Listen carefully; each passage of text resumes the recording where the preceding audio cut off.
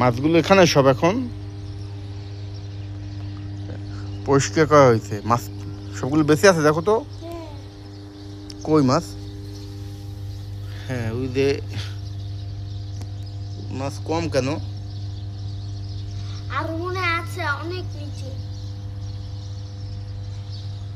আপু দেখো কালো। কালো মাছটা কি আছে বাবা? বাবা কালো আর আর সোনালী কালারে, কমলা কালারে।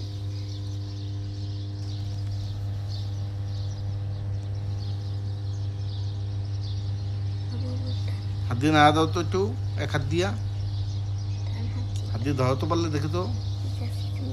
মাছ সব নিচে মনে হয়।